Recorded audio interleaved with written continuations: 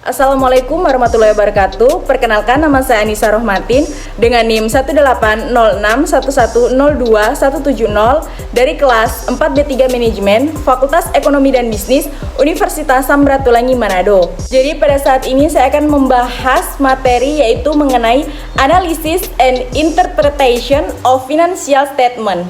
Metode analisis laporan keuangan terdiri dari 5 bagian, yaitu yang pertama analisis horizontal, yang kedua analisis vertikal, yang ketiga pernyataan ukuran umum, yang keempat presentasi tren, dan yang kelima analisis rasio. Yang pertama analisis horizontal.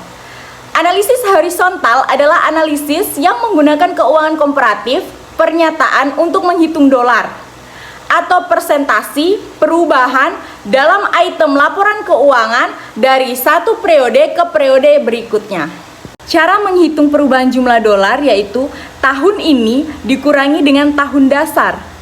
Nah, kalau untuk menghitung perubahan sebagai presentasi yaitu perubahan dolar dibahagi dengan angka tahun dasar dikali dengan 100%. Kita bisa melihat contoh di atas, yaitu pada tahun 1999 cash awal $12.000, sedangkan di tahun 1998 $23.500. Jadi kita dapat menghitung $12.000 dikurang $23.500, hasilnya $11.500. Nah, sedangkan untuk menghitung hasil persentase yaitu $11.500, hasil perubahan dolar dibahagi dengan angka dasar yaitu $23.500 dikali dengan 100%, hasilnya mendapatkan 48,9%. Nah, di sini kita bisa terapkan ke prosedur laporan laba rugi. Kita bisa lihat contoh di atas yaitu bahwa penjualan mengalami peningkatan 8,3%, sedangkan laba bersih mengalami penurunan 21,9%. Sedangkan untuk beban pokok penjualan terjadi peningkatan baik yaitu 14,3% dan beban usaha 2,1%, serta peningkatan biaya ini lebih dari mengimbangi peningkatan penjualan, menghasilkan penurunan laba bersih secara keseluruhan. Kita masuk pada analisis vertikal. Jadi analisis vertikal yaitu untuk satu laporan keuangan, setiap item dinyatakan sebagai persentasi dari total yang signifikan. Nah, misalnya semua item laporan laba rugi dinyatakan sebagai persentasi dari penjualan. Nah, kita bisa lihat contoh di atas yaitu pada tahun 1999 cash awalnya yaitu $82.000. Nah, di situ kita bisa menghitung secara vertikal. Kita bisa langsung bahagi dengan total akhir yaitu $483 dan mendapat hasil kita bulatkan menjadi 17%.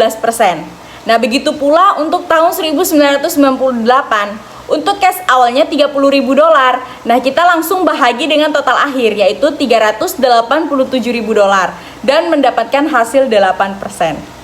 Selanjutnya presentasi tren. Presentasi tren tampilkan perubahan dari waktu ke waktu di item laporan keuangan yang diberikan dapat mengevaluasi informasi keuangan beberapa tahun. Nah, kita bisa lihat contoh pada gambar di atas.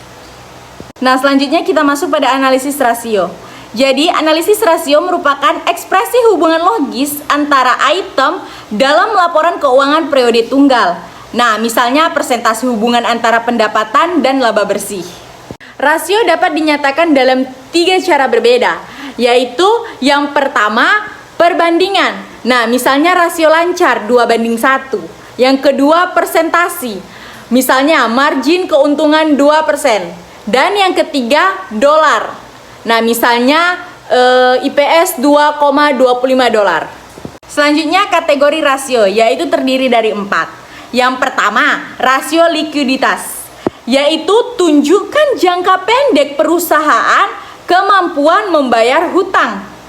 Yang kedua, rasio ekuitas atau solvabilitas jangka panjang, yaitu tunjukkan hubungan antara hutang dan pembiayaan ekuitas di perusahaan. Yang ketiga, tes probabilitas, yaitu kaitkan pendapatan dengan variabel lain. Dan yang kelima, tes pasar, yaitu membantu menilai manfaat relatif saham di pasar. Nah, itulah penjelasan singkat dari saya mengenai analysis and interpretation of financial statement. Saya mohon maaf apabila ada kekurangan dan kelebihannya. Seperti pepatah mengatakan, tidak ada gading yang retak, begitu pula dengan manusia, tidak ada yang sempurna.